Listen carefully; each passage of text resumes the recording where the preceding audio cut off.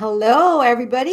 I'm really excited to be here once again with you and to share with you valuable tips and information on building a successful coaching business. And let me tell you that being a good coach, okay, being an effective coach does not automatically translate to having a successful coaching business. And as coaches, we desire to see our coachees, our clients, our people get from point A to point B. Our role is to facilitate whatever transformation that is from point A to point B. And so we get our fulfillment from seeing them achieve what they want to achieve from where they are to where they want to be. And so when we don't really know how to manage our businesses, or we don't really understand how to grow and even how to build a business, then we're failing our people. We're not going to be able to serve them consistently and continuously. And then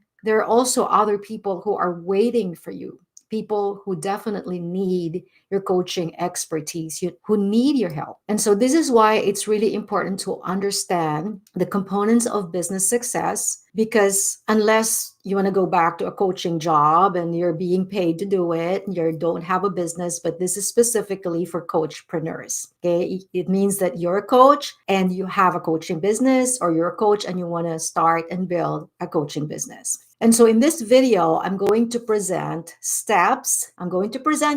Three main steps in building a thriving online coaching business. Now, let me explain the online coaching business first. I'm not telling you to stop doing your in-person coaching if you already have that, if you're already doing that. But what I'm saying is, because of how things are changing, we need to adapt to the times. And so if you have not incorporated online coaching into your coaching business, it's time to consider that, because you have, as I've said, people waiting for you, people Googling and looking for coaches like you. And so you want to be able to reach out to them. Besides, when it comes to marketing, it's really online marketing. And this is why I always emphasize the importance of having a thriving online coaching business. And so if you're watching me for the first time, my name's Lisa Mackey, and I've been a coachpreneur for over 20 years. And I'm very passionate in teaching other coaches, whether you're just starting, whether you've already started, in building a successful, or I think I want to call it thriving more than successful, in building a thriving coaching business, or a thriving online coaching business. So let me begin, before I present the steps, by defining first what thriving is. And this is why I want to use thriving more than successful. When you say thriving, it's progressive. It evolves. It doesn't just happen. And many new coaches are getting frustrated because they're not seeing the results that they expect to have. Well, what happens is, if you're following the experts and you want to be where they are, you're forgetting that they also started with nothing. And so to understand, or understanding that, there's a process to everything, is a good mindset to have. That's why I say thriving, because it happens progressively. And that's why the steps I'm going to present to you are progressive steps. And then another thing too is, thriving means that it's better to do things slowly but surely, rather than to do it fast and then you crash. Okay. So I'm not saying you do it slow, but I'm saying it's better to do it slowly but surely, rather than do it so fast and then you crash, because we don't want your business to fail. Again, this is about your people, so you can better serve your people and you can serve them for a long time. All right. I guess I have the authority to say that, because I've been in this profession for over 25 and then an entrepreneur for over 20. So I can say that I'm still here, and this is why I'm sharing with you all these steps. They are what I've learned in this journey. All right. So another thing that I want to mention to you before I proceed with the steps is, one of the major causes of failure of coaching or online coaching businesses is just the lack of clarity in the direction that you need to take. So when you don't really know where you're going, what happens is you make a lot of detours or you get distracted. You look to the left, look to the right, and follow what this person is saying, follow what this other person is saying. And before long, you're just confused and overwhelmed. And so the steps I'm going to present to you, other than teaching you how to move forward progressively, they're also going to serve as your parameters and as your guide, as your map, so you're not all over the place. So when you're not all over the place, when everything is more streamlined, the success rate is higher. So let's go to the steps. I'm going to present the steps to you in question form. So let me present the first question. How clear is your brand? How clear is your brand? Now, when we talk about brand, there are different elements incorporated in a brand. It's not just your logo, it's not just your name, but there are many elements that go with brand identity. So how clear is your brand? So let's start with your business name. So what is your business name? For coaches, I always recommend using your name as your business name. You want people to remember you for you, because as coaches, we want to connect with people. You know, you wouldn't want to be coached by somebody who doesn't connect with you. So you want people to be able to connect with you personally, and you want them to remember you for your name, because what can be more personal than a person's name? And this is the reason why the influencers and the big coaches, you see them using their name. You don't even know what their business name is. You just know their name. And so if you already have a business name, you've registered it, and the business name is not your name, that's okay. You can do a DBA. You can add a DBA and use your name. And then for your online platforms, use your name as your business name. And this is really going to make it also easier for people to remember you. And when they remember you for your name, they feel more connected with you. And then what is your business title? So that's still part of your brand. What is your business title? It is important in the beginning. You know, you can add and modify later on. But until people really know you, I suggest that you stick to the more generic business names like business coach, life coach, relationship coach, marriage coach, health coach, instead of, you know, making it very specific like transformational coach, breakthrough coach, empowerment coach. Although those names are already getting more common, and you can still use them, I guess, because they're getting more common. But you also have to remember that when people need someone, okay, let's just say that I'm having a relationship issue. What am I going to type? I'm going to probably type life coach, seriously, because maybe I'm not really familiar with that. There is someone called relationship coach. I'm just saying we want to make it more generic so that when people Google, okay, this is the importance of the online marketing. People Google everything. So when they Google life coach, or I'm having a problem right now, I need a life coach, you know, it's easier. Or I want to set up a business, I need a business coach. And, you know, strategy coach, marketing, online marketing strategy coach. Nobody really thinks about that.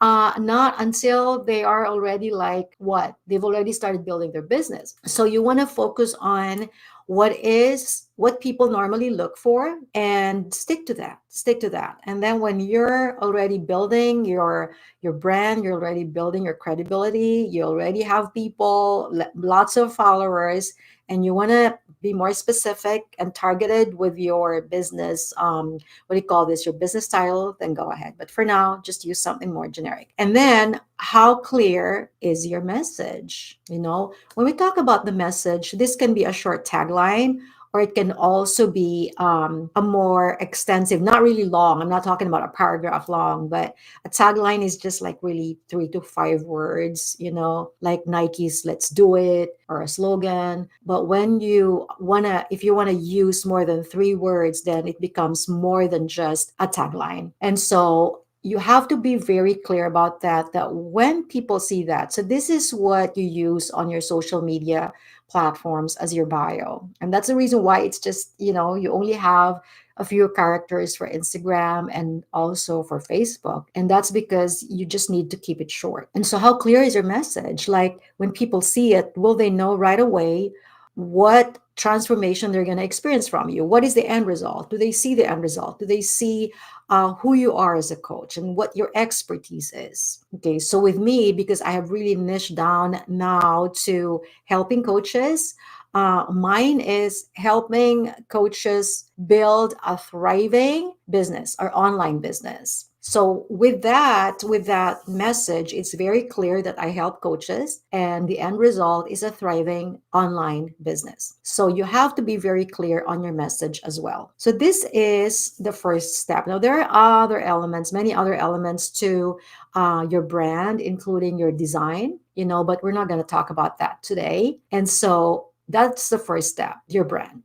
how clear is your brand. And so you set up everything, you make sure that it's very clear, and then let's go to the next step. So the next step, again, in question form, is how clear is your offer? Again, when we talk about your offer, there are many elements that fall underneath. And so one of the elements is your design. So how clear is your program design? A good program design has a very clear result for your coachees, which means that if I look at it, so this is normally on your website or when you're already explaining something to a warm prospect, you don't really just share openly your program design on social media. You just don't throw it away to strangers. It means that you're sharing them either on a website or you're giving it to the person who's interested in your offer. But a good program design would tell me, if I'm the client, if I'm the coachee, will tell me what the process is going to be. Okay. And then I kind of see from there what's going to happen when I start with you and when I end with you. So you have the introduction, you have the body, you have the conclusion, so it's kind of like, when you're reading a book, what's the first thing that you look at? You look at the table of contents, right? And you also look at the summary, the back cover. You look at the summary and you're like, okay, I think I like this. And then you look at the table of contents and you kind of see the flow. So that's what I'm saying. A good program design has something very clear that when people look at it, they know exactly what they're going to go through. Maybe not so much the details, but I can see kind of clearly, okay, this is the direction. This is kind of like a map of how this coach is going to bring me from point A to point B. So you have to have a very clear program design. Now, another element to consider is your pricing. People always ask me, so how much do I price my program? Well, one thing that you need to consider in pricing, so forget those who are telling you that you can't undervalue yourself, so you have to price your coaching program really at a high price point. And that's good if you've already established your credibility, and specifically your credibility in the space where you are operating. And when it comes to the online space, so this is exactly what happened to me. So I'm not an amateur, I'm a seasoned coach. I've been coaching for the longest time, and I'm backed up by not only years of experience, but a roster of clients who are very, very credible, coming from top Fortune 500 companies. So when you have that as your credential, what happens is you feel like you can really raise your prices because you're getting a high caliber coach if I coach you. But the thing was, I realized later on that I was very new when I started in the online space. And so it didn't matter if my competitors or those who were really leading in the field were less experienced than I was at that time. But what mattered was people in the online space were gravitating towards them, not to me. They look at me as like, you don't even know what you're doing. And so that's when I realized I cannot really price my program as high or even higher than what these people are offering. And then I'm going to explain something else to you in a little bit about, the tiers of your offer. But when it comes to your pricing, always consider where you are in your journey. If you're just starting, and specifically starting in the online space, you cannot really create a high price point. So look at the highest price point in your category. Okay, in your category. Don't compare yourself with others who've been in the field for 25 years or even 10, 15 years. And especially when you go online, you also look at how popular and famous and credible that person is. So you can't compare yourself with their pricing. That's impossible. So you look for someone who are kind of like on the same level as you, or probably a few steps ahead of you, not so far ahead of you. Look at their price point and present something lower than that. And that will really help you build first a clientele. And then once you establish your credibility, that's the time that you raise your price point. And so that's for the pricing. And then another thing that I said I'm going to go back to is if you're offering, okay, so model, okay, let's talk about the model first. You cannot, or I do not advise offering group coaching until you have done one-on-one coaching. And I don't care if you've done one-on-one coaching in the past as part of your job. I'm talking about doing one-on-one coaching and doing it online. I want you to be able to establish first your credibility with one-on-one before you jump into group coaching, because it's really going to be difficult. And that was the problem. That was what happened to me. And I started, I wanted to build a group coaching program. And when I was promoting it, it wasn't working because people online didn't really know me. Okay. So what you do is you build your one-on-one clients first. And then eventually you can, when people are already like wanting your services because you've built your credibility, then you can now take them to the group coaching program instead of the one-on-one. And definitely do not even start subscriptions or anything membership based until you have established your credibility doing one-on-one online coaching. Now, going back to the tiers that I was saying earlier. So if you're offering one-on-one, okay, it's a higher price point. One-on-one is really a higher price point because you are spending time with your clients. Okay, let's just say that you start with $120 or even $100, or even let's just say you start with an $80 one-on-one price point for your clients. Okay, then you also have to consider, okay, how much am I going to make? How much am I going to make if I'm just, doing $80 per hour? And then how many clients can I really generate in a month's time? And so you'll realize later on that it's really not worth your time. Okay.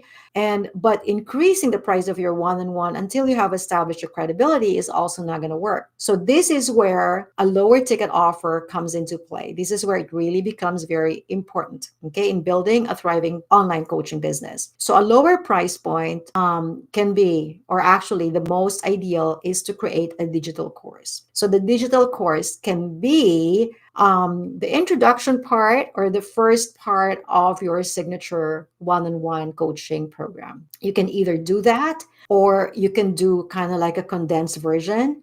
But the main objective is for you to make them want to go higher with you with your one-on-one. So you're upselling them in that digital course. And one thing nice about having a digital course is when you're promoting, it's easier to promote a digital course than a one-on-one program. And eventually it can turn into a passive income because you can automate it. So that's the beauty about having a lower price item, a digital course.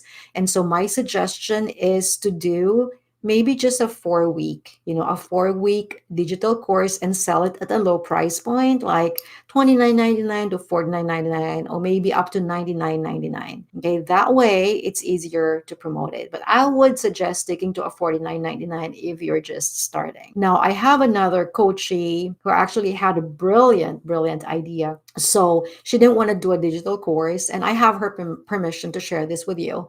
So she didn't want to do a digital course.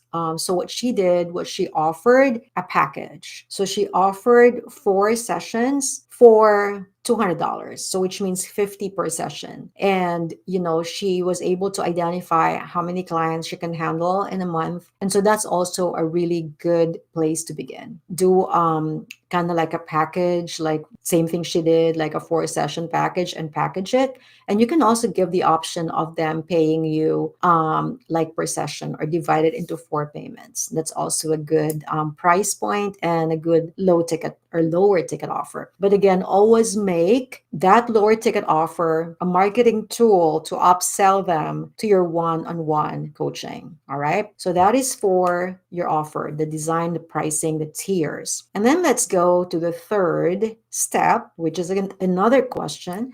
what online marketing systems have you implemented? So this is not simply, so when I say online marketing systems, this is just your online platforms, your social media, YouTube, your website, your email marketing. So these are all online platforms. And so what online marketing systems have you implemented? So it's not simply a matter of identifying what these online marketing systems are, but how you have implemented them towards audience conversion. Okay. So there are three main areas, okay, to consider when it comes to implementing your online marketing systems or your online marketing platforms. And this coincides with the phase of your audience journey with you. I love talking about this. And so the first area to consider is, where do you meet your audience for their first level with you? So that first level or first phase is when they're seeing you for the first time. Okay. So social media is the most ideal online marketing system or platform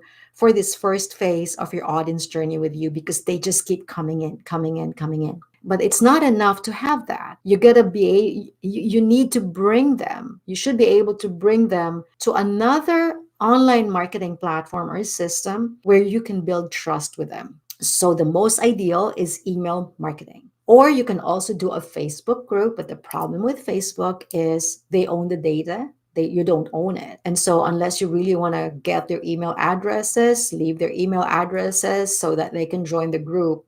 But you want to bring them to a place where it's more exclusive, it's a community, and you can share more value than what you're sharing on your social media platform. Okay. So that has to be integrated. Okay. And then after you take care of them, then you also need to bring them to another place where you can start selling to them. So this can be a webinar, a discovery call, challenges. So these are the sales platforms for coaches like us, or to do your online marketing as a coach. And so all these need to be integrated, they have to like flow. So which means that when your audience, if I'm seeing you for the first time, there has to be a way where I can be captured by your email or your Facebook. And then from there has to be a way where I can be invited into your webinar or into your discovery call, because that's really where you promote. Actually, that second area, that second level, where you build trust with your audience, is really where you can start talking about your free offer. So I actually forgot that your offer also includes, so let's just move backwards for a little bit. Let's rewind this for a little bit. Let's go back to step 2, the offer. So part of your offer is also the free offer. This is now your lead magnet. So just in case you don't know the lead magnet, because I don't want to assume that everybody just knows the language, I want to be sure that I'm clear. So a lead magnet is something free that you give to your audience in exchange for the email address or contact information.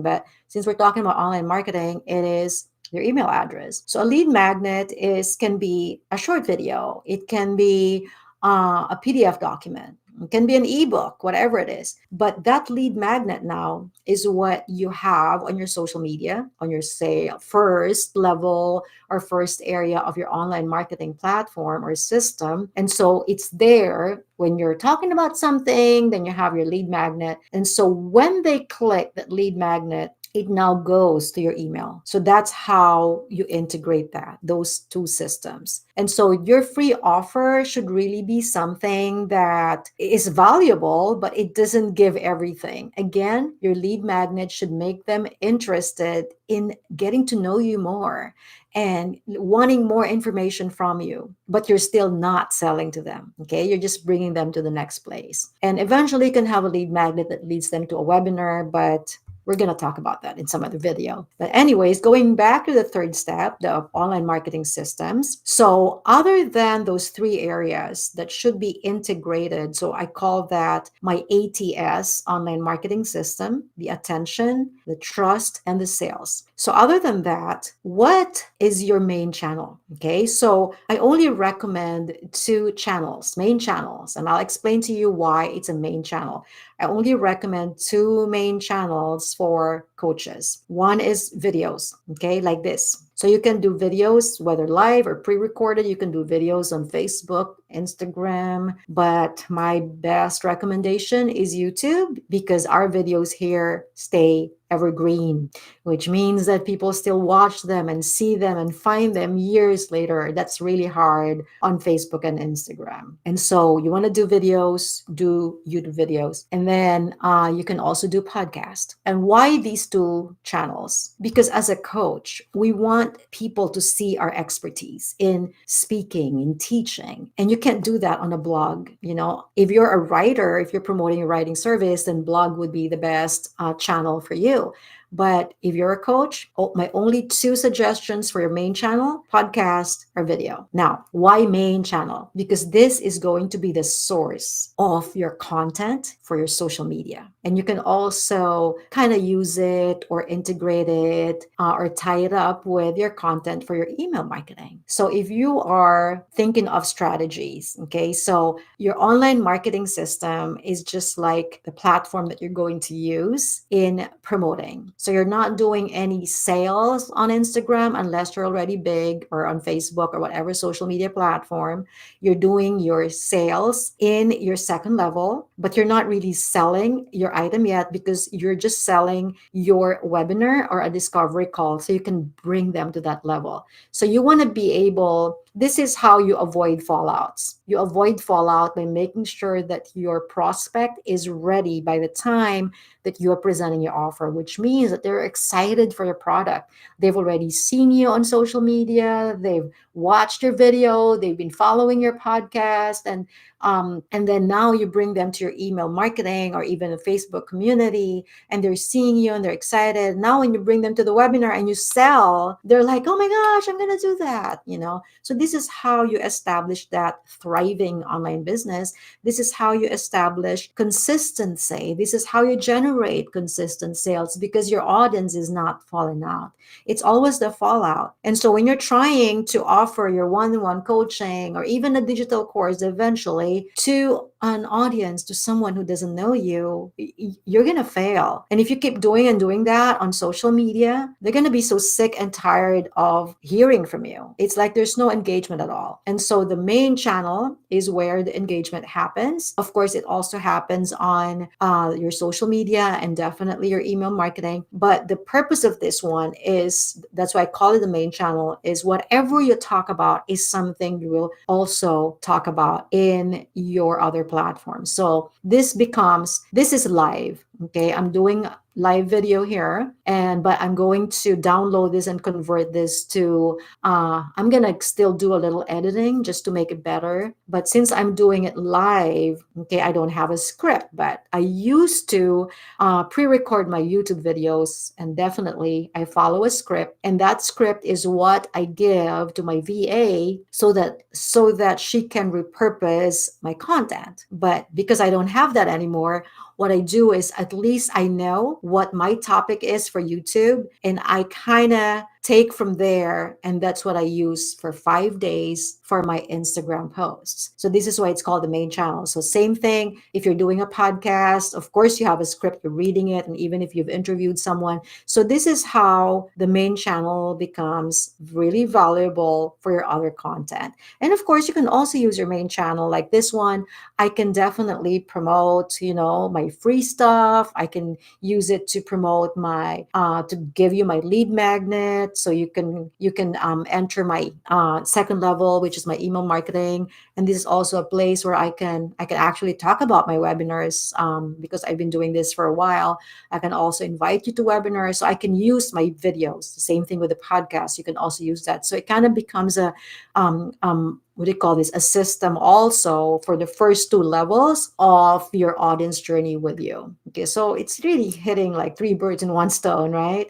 So this is the beauty about having that main channel. And so, but okay, what I want you to remember, so this is already me concluding this video, is that the steps I presented to you are, I mentioned earlier, they are parameters so that you don't get distracted, and so you don't keep like, oh, maybe I should do this or maybe I should do that. Okay. But other than that, these steps are also for you to build a progressive of business. Okay, this is why I call it thriving, which means that you have to build them step by step, okay, phase by phase. You cannot start promoting on social media if your program design is not clear. You cannot start creating your program design until your name and your business title is clear. So this will really help guide you on what you need to do first and what you need to do last. So when it comes to websites, they come like last, or not really last, but you need your business name, you need your business title, you need a program design before you even need a website. And if you don't have your online marketing systems in place, nobody's going to find your website. And as I've said, if you just keep posting, and I see this over and over again, and this was one of my biggest mistakes back then too. What do? We post our, hey, if you're looking for a coach, click this and visit my website. And so people are just like, what the heck? All she talks about is her website. There's no engagement. And so people are not really going to look for that website. But what happens is when you start implementing your online marketing systems, like with my Instagram. Okay, I'll just give you an idea. With my Instagram, when I do my posts and even my reels, normally you'll find something there that I have a free resource for you, or grab your free resource. And then I mentioned that all they need to do is click the link in my bio. And then when they click the link in my bio, and this is on Instagram. So if you're not my friend yet on Instagram, let's connect. Just look for Coach Lisa 𝐋𝐿. I'll also link it up in the video description. But so when they click that link in my bio, it leads them to my website. So if I had my website, but there's nothing on my social media, nobody will find me. But if I have my social media and I don't have a website, or I don't have a place where to bring them to so they can download my free lead magnet, then they're just going to fall out. So everything is really connected, but you build them one step at a time. And this is how, my fellow coaches, this is how you will start building a thriving online coaching business. So I hope that what you've learned from this video helped you open your eyes and gave clarity to your kind of like all over the place mind, or it just gave you some direction. So I'd love to know in the comments below what resonated with you the most, and especially what you're going to start doing in the next 5 days. And if you want to receive weekly emails from me, I'm going to deliver them straight to your inbox. Valuable information, tips on building a thriving online coaching business. I'd love to have you in my LMC Insider community. So you can check again the link later in the video description. And I'm also going to link up there some other resources that will be really valuable for you and your business. So thank you so much again for watching. And if you're not subscribed yet to my channel, please go ahead and hit that subscribe button and the bell so you'll be notified of every video I post. Thank you so much. See you at the next one. Bye.